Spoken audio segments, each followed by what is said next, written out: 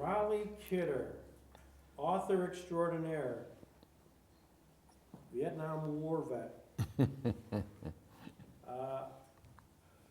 You're in the process of writing a book about your experiences in Vietnam. And why don't you give us a little background as to, well, let's, I guess, perhaps start at the beginning. Get us into your military service. I mean, when you enlisted, and talk a little bit about that, and then we'll talk about your experiences with the individual, going back and talking, what was the inspiration behind the new book? And so, a little background.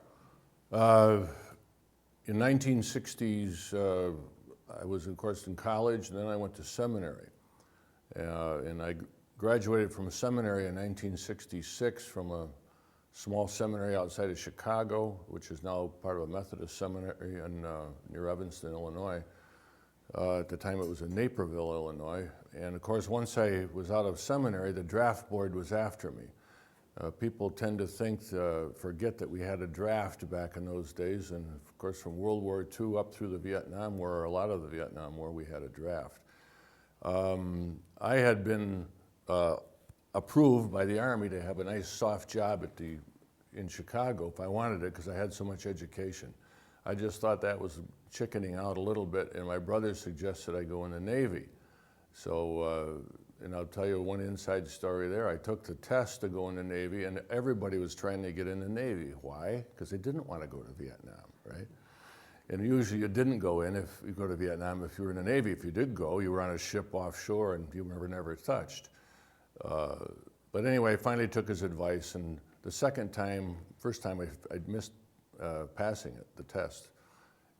Then in early '67, like in January, I went up to Buffalo and took the test again at the Reserve Center up there. And the guy came out and said, "Mr. Kidder, I got good news and bad news." I said, "Well, what's the good news?" He says, "You passed. Barely, but you passed." The bad news is I only have one opening at Officer Candidate School next Tuesday at Newport, Rhode Island. I said, "I'll take it." So I took off and went to Newport, Rhode Island, and that started my naval career. And I was in the Navy active duty for 3.5 years, and was on a ship out of Japan. Decided to volunteer to go to Vietnam. I'd been in Vietnam on the ship, but just periodically in Da Nang and a few places. And I had an interest in politics and government. I said, I better not duck this one. This is my generation's war. So I volunteered to go back to Vietnam, and I was put on patrol boats, trained in patrol boats, and then sent it back to Vietnam. That's where I finished my Navy career, active duty. By the way, just from a visual, can you see that one eyebrow little thing? Go on your other eyebrow. There you go. You're not, no big deal. This is a Jane Kidder thing. Jane is going to kill me for okay. my lack of manicure. No. This is getting a story. So it gets you to Vietnam, and what was your role there? What was your job? I was trained. I'd been an operations officer on minesweepers, which is a small ship out of Japan. Had a great 2 years, really, except one of the reasons I also volunteered is the last captain I had in that small ship of 60 men and 6 officers. It was small. He was sort of a jerk. Not sort of, he was a jerk. And I got tired of working for him. And I said, well, one of the things I could do is I could in Vietnam, you can become your own captain. And so I was trained in California on small fiberglass boats called PBRs, which stands for Patrol Boat River. They were 32 feet long. They were heavily armed. They had a twin .50 caliber machine gun in the front, a single .50 in the back, or we could put a mortar in the back. And we also had an automatic grenade launcher on the side of some of them. So we had a lot of firepower. The defense, though, and offense were the same with this type of boat. It was speed and maneuverability. We had jet pump propulsion. We had two 250-horse diesel engines that powered jacuzzi pumps. And that meant we didn't have propellers below the bottom of the boat. So we could get up on step. We'd only draw maybe 8 or 12 inches of water, and we could go fast. Fast, 32 knots fast. And so our defense, if we came under fire, when we were trained this way, was to get out, to run, and then let the helicopters and other people come in. And later on, when I was in Vietnam, we stopped that type of warfare where we could escape, and we were setting up ambush positions along the Cambodian border. So our mission changed, and that's where I lost a lot of friends, was up on the Cambodian border. I know we could go into great detail on a lot of that, but you've taken this experience and a relationship with a certain individual and have gone back to Vietnam and are in the process of concluding a book. Talk a little bit about that. Let me first talk about the person you mentioned, Tu Trung Van. We were Vietnamizing the war. Does this sound familiar? When I was over there in 1969 and 70, we were going to be turning over everything to the South Vietnamese. And so I had Vietnamese officers that I was training to be patrol officers on these boats. And each of the, by the way, as a patrol officer, I had 2 boats that I was in charge of, the one I was on, plus we called the other one a cover boat. So that, again, if one of us came under fire, there was some support there. Tu became on my boat, and I was training him about patrols and how we conducted patrols. And we became friends. He spoke very good English. He'd been to the equivalent of Annapolis over there near Trang. He'd graduated as an officer in the Vietnamese Navy, South Vietnamese Navy. And I'd sort of kept track of him a little bit, but after I left in 1970, really, we didn't communicate. And then in 1975, it was in May, I think, or early June of 1975, by that time I was in the state legislature in New York, and the phone rang one night, and Jane said, "It's a church group, it must be for you." And I got on the phone, and it was Church World Service, an organization that helps refugees and people like that. And they were calling me from Indiantown Gap, Pennsylvania, which is outside of Harrisburg. And they said, "Do you know a Tu Trung Van?" I said, "Oh, yes." She said, "Well, he's here with his family. He got out of Vietnam the night the communists took over, and he's been on boats and as a refugee and trying to get, finally he's here in the United States, he'd like to speak with you." I said, "Well, I'd like to speak with him." They didn't have a lot of telephones, so he called back the next day, and the Church World Service guy told me there were 2 requirements. One was that he has to have a job because they didn't want people to go on public assistance. And secondly, they needed a sponsor. And so the First Presbyterian Church over here where I go, they agreed to be his sponsor. And Joe Spitali, a guy I knew at the time who was head of personnel at the Jamestown General Hospital, found him a night watchman job at Jamestown General Hospital. So he had a job. I was going to go down on July 4th, weekend of July 4th, an extended weekend, to pick him up. So I'd driven my car to Albany for the legislative session.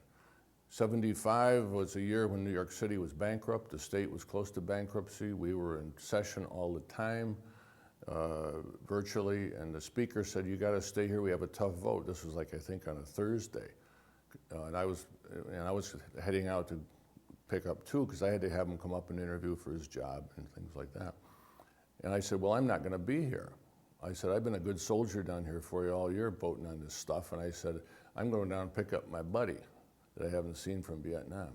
And Steingart, who was the speaker, said, "Just a minute." He reached over, picked up a phone he had in his office, and he pushed the direct line to the governor. And Hugh Carey picked it up. "What's the problem, Stanley? What's the problem?" "Well, we got the special session tomorrow. You know, Raleigh Kidder, he's been a good soldier, but he's got to go pick up a Vietnamese friend of his that's in a refugee camp in Pennsylvania. So I'm not going to have him here. And I don't know what I should do." Governor said, "You tell Raleigh Kidder to get out to the airport tomorrow morning at 6 o'clock. The state plane will be waiting for him." He says, "The Commissioner of Corrections thinks he's going to Attica. He's not going to Attica by plane anyway. Raleigh's going to Harrisburg by plane. And you get down there, rent your car, get out, and you can be back here for the special session right after lunch." So I went out to the airport, hopped on this Beach Queen Air or King Air, and flew down to Harrisburg, and I met Tu and got him back. Now, can you imagine, here's a guy that's been running for his life for at least 6 weeks trying to get out of Vietnam. Finally, he lands in in Pennsylvania, and the first exposure he has with me after 5 years is on a twin-engine airplane with 2 pilots. And I tried to explain to him, I said, I'm not a big shot, you know, I'm down on the food chain here. But I said, there's a sort of a set of circumstances here. And we got to to Albany, and I went over to the assembly with 2, and Steingart hadn't been able to negotiate a deal or whatever it was, and he'd gone to sleep because he'd been up all night. But his wife Mattie was there, and she and Abe Beam, the mayor of New York, were having lunch in the assembly chamber. So they invited 2 and I to join them. And can you imagine his first exposure to being in America? Really, we're having lunch with the mayor of the city of New York in the assembly chamber. I mean, it was mind-boggling, really. And then he came home. Of course, we drove back to Jamestown, and everything happened. And they came here for 2 years, and he went back to JCC, had full-time as well as working a night job. And the weather was, of course, rough on him. And they finally ended up going to Jacksonville, where he got his 4-year degree. And then he worked for Shell Oil in Houston for his career and had retired 4 or 5 years ago. And he was going back home to Vietnam and I said, I want to go back to Vietnam. He said, well, I'll wait over there for you. So we worked out a time. And so when I went back to Vietnam, 2 was waiting for me at the airport, and was a heck of a tour guide. I mean, we went back to the rivers we'd fought on, to these little villages. He'd negotiate with a guy to take us on a sampan ride down the river. We'd stop at some of these old fighting locations where we'd had guys killed and ambushed and stuff, and spent a whole week doing that. And then the second week, Gordon Johnston, a friend of mine who'd gone with me, we decided to become tourists, and we went up through Da Nang and Hue and then into Hanoi, of course, where I'd never been in Vietnam. But Tu couldn't have done this without him, and decided that I'd written an article, it got published in the Naval History magazine, and thought that they might be interested in a book. They'd indicated they'd look at it anyway. So I started working on a book. But with 2 involved in it. And then there were 3 guys I knew that were killed, and I said, you know, if I wrote about their families, I think it would be more interesting than me just talking about what I was doing. So over the course of 3 years, I've interviewed the families of 3 guys that were killed, and they're in the story. And we're going to get it published hopefully in February. The Naval Institute said it was a wonderful book, but it was a memoir, and I'm not famous, so they didn't think they could sell enough copies of it. So we're doing it ourselves, basically, and getting it published by a publisher in Indiana, and my son Bart's helping me with it. So, and if you're interested out there on the internet or wherever this is going or not going, it's called Backtracking in Brown Water. And I think it'll be an interesting story of what was happening in 1969 and 1970, both in the country here, as well as in a small part of the war, the southernmost part of South Vietnam, the Mekong Delta. When you went back and tracked down these 3 friends who passed away, were they friends of yours? I mean, was it part of your crew?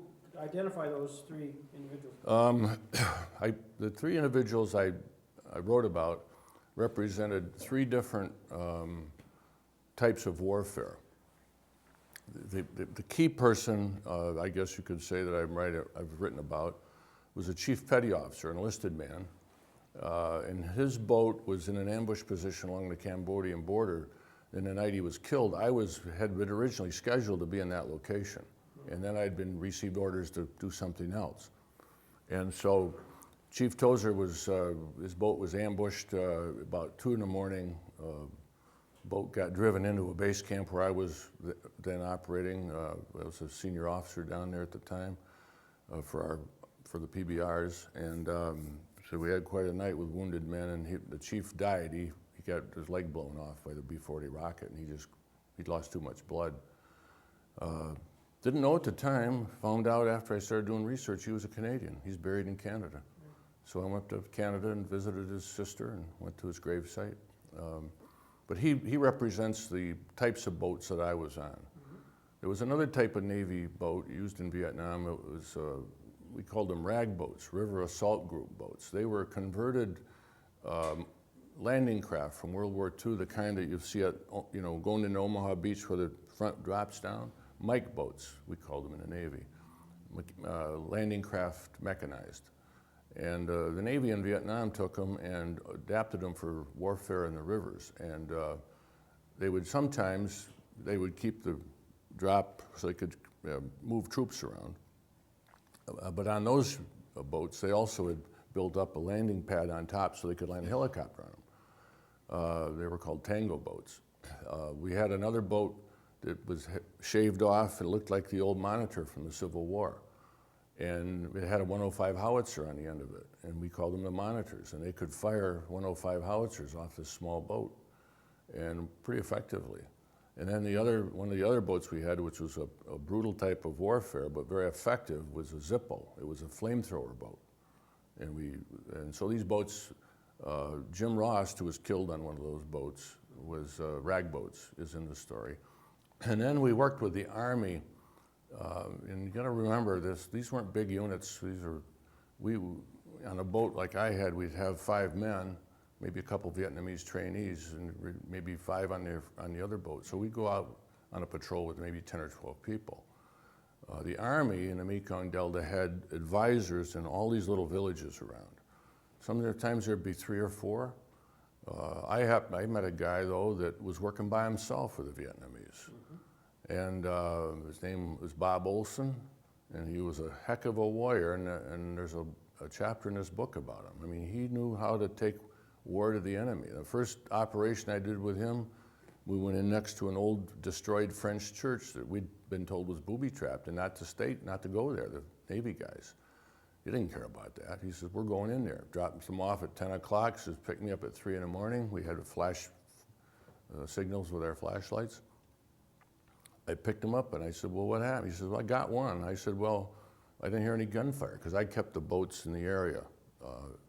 He said, I didn't use a gun. He says, I killed him with a pop flare, which is a thing that you hit the bottom of it and it goes up and creates light, illumination. He didn't want to use it, but I tell you, about 3 weeks of this guy doing stuff like that, they started not messing with us as much. And it was a safer place. And so, you know, warfare is nasty. It should be ultimately the last resort, I would think, in anybody's choice of things to be doing to resolve problems. But it's always nasty, and Olson knew how to dish it out to him, and made our lives safer. And not that I agreed with everything he did and the way he did it, but I've always believed, I think, in my reading of history, that the most effective warfare and the most discriminating and safe way to conduct warfare, if you're going to have it, is the infantryman, because he sees generally the people he's putting away. And whereas if you're at 500 feet in a helicopter, or even on a boat like I am, and they're half a mile away, it's a little different, you know. And Olson, unfortunately, he didn't die of gunfire. He died in a boating accident. He was drowned. And he was a great swimmer.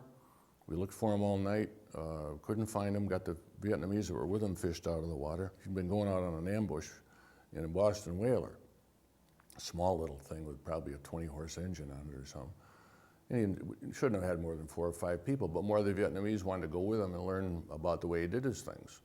And somebody panicked, the boat took on water, they all went in to drink, and the cover boats that were coming behind him were some old French, loud, motorized gunboats from the French days that were being operated by the Vietnamese, and they couldn't hear anything, or everybody was running a darkened ship. Of course, you're talking about darkness here. And when we found his body the next morning, he had a big gash in the back.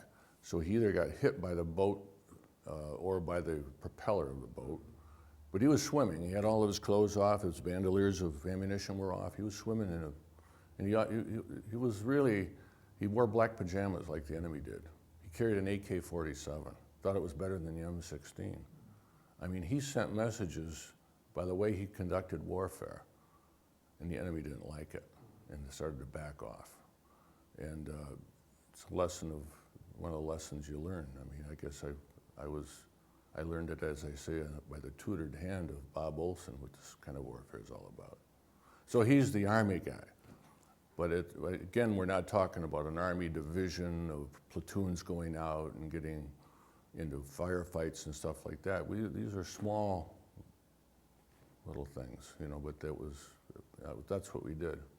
Well, you individualized these folks and tracked down their families. What was the reaction when you talked to them? Did you dig up some memories that were hard for them? You know, there was, Tozer's family was probably the most sad things I found out. This is the chief that was killed that one night, and I watched him die, and we were putting a lot of wounded people on helicopters that night to get him out. And he had come back. His wife had been killed in an automobile accident in California in September of '69.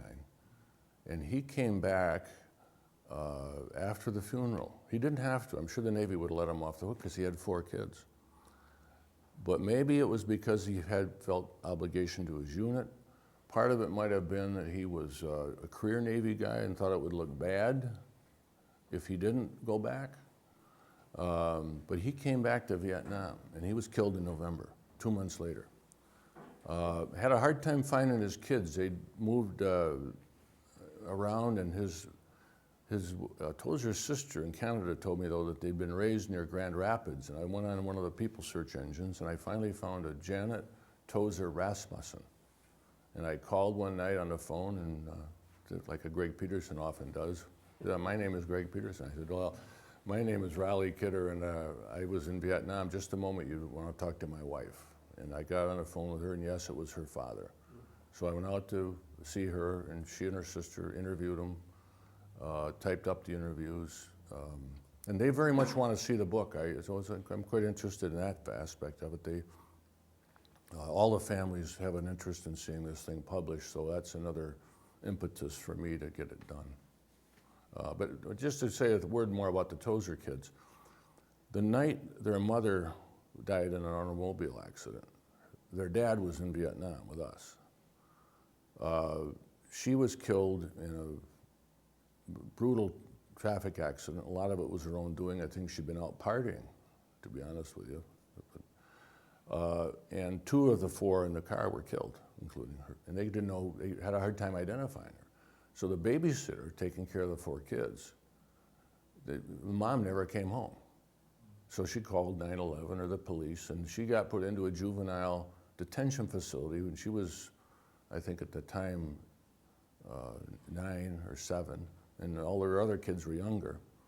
And they separated the kids, and so she's looking at her sister through a fence, a cyclone fence kind of thing, because it was segregated by age or something. And they were just crying their hearts out. They don't know what had happened, of course. And then 3 days later, their dad comes in. They flew him home from Vietnam, emergency leave. And of course, wow, things were, thank God Dad's home, and had this homecoming. And they didn't realize until he got there that their mom had died. I mean, they hadn't been told. He had to tell them, Eldon, Chief Tozer. He said, I'm going to go back to the boat, but you're going to go down and stay with my brother and his family in Oklahoma. And while I'm gone, I'll be back right after Christmas. So he goes back to Vietnam. Of course, then he gets killed. And her uncle calls her out of school and takes her home, and there's the whole family again. And she hadn't put 2 and 2 together, she said, and finally they told me my dad had died, and she said, I don't remember anything after that. You know, and so here's the 9-year-old, 7-year-olds, 2 7-year-olds, and a 4-year-old. And they're on their own. They got put into an orphanage because the brother who was taking care of them went through a divorce, couldn't take care of his own 4 kids. So what are you going to do with these 4 kids? Well, they're going to go in an orphanage. And of course, that was another bad experience. And finally, another aunt, a year later, found him in the orphanage, brought him up to Grand Rapids, and raised him. But, you know, it's a story about the collateral damage in war, I guess. You never could have painted a picture like this, really, of a family so they became quite dysfunctional, obviously, and a lot of sadness because of 2 deaths coming so close together, and one being in Vietnam when their dad died. So anyway, it's been quite interesting, and there's still you know, I'll tell you one more story, and then my time is up. You've got to get somebody else in here. The guy that was killed who was on the River Assault Group, the heavier boats, Jim Ross was a Lieutenant JG like I was. And I got to know Ross pretty well because when we weren't down on these small canals, we'd be back on a supply type ship in the big Mekong River, right down from the Cambodian border. But the river was, the Mekong's a wide river, it's like the Mississippi. So you feel like you're in a lake, you feel safe. You know, I mean, it's way out. When you're on these little canals, I mean, it's like, you know, twice the width of 4th Street sometimes, you know, going down these canals and you don't have any time to do anything except shoot and run kind of stuff. But on the vessel we were on, the YRBM-20, which in Navy parlance means berthing, messing, and repair facility, YRBM. We had air-conditioned staterooms, we had nice food, we had clean sheets. It was like the old Navy. And somebody, probably an enlisted man, figured out, it was always illegal in the Navy to have beer or liquor on a ship, right? It was always illegal to have it. We'd keep it on our ship when I was in the Navy, but if we wanted to drink it, we had to be in a foreign port and take the motor whaleboat over to a beach or something. So people could get drunk on the beach, and then we bring them back on the motor whaleboat to the ship, you know, but never drinking on a ship. That was one of the Navy rules. Well, somebody said, well, what if we bought a barge and tied it up to this barge? Well, I guess that's okay. I mean, it didn't say you couldn't do it in the Navy regs, right? So some people went together, bought a barge, tied the thing up to the other big barge type thing we were living on, and every night at 6 o'clock, beer call, and we'd all go down a gangplank onto this, and they'd put a little steel hooch up there with an air conditioner and a fridge in it. And we'd drink beer for a couple hours right after dinner, and then we'd go to bed, you know? And I got to know this guy, Ross. He liked to go to the beer barge. We'd sit down, and he was very, very smart, quiet-spoken. I talk before I think, not Ross. He'd always say, well, I think you're right, I think you're wrong. And we'd talk politics. He almost went into the church as a Roman Catholic priest, whereas I'd been in a seminary going in a Protestant direction. So we had a lot of theology we talked about and stuff like that. So the night he was killed, it was a bad night, and I wasn't down on the river. I was playing bridge in an air-conditioned stateroom in the middle of the Mekong River. And all of a sudden, the word came in there had been a fatality. And the word, we didn't know for a couple hours, and then finally we found out it was him. And I chased his family down, and they found him in Long Island. And as I left the interview after 4 or 5 hours, I was exhausted, of course, meeting 2 of his sisters and a brother. And we talked one more time about him, and they always called him Jimmy. They never called him Jim. I always called him Jim. They all did called him. And they said, you know, he was always Jimmy to us. He'll be forever young, you know? And that's the way they look at it. And so that's a story in there, too. Has this been hard for you to revisit this? Not as much as I thought. I wanted to go back to Vietnam. I thought that was fulfillment in a way. I think there's been some catharsis for me in actually talking to the families of these people. It sort of brings it full cycle, you know, brings it back. But there's been some moving times, and probably post-Vietnam, it's hard to say. I think maybe the most poignant part of the book for me was going to Tozer's grave in Quebec. It's a little 100, there's not 100 people in this cemetery, and it's right in the village where he grew up. And it's up on a bluff that overlooks a river that runs into the sea. And wow, couldn't be better. Yeah. Well, if there's people here, I'm sure you're supposed to be interviewing someone else. Yeah, but this is great. Yeah. Thank you. Gotta Look buy forward to the book. Well, you got to buy the book. I mean, we'll have to do. All right. Thank you.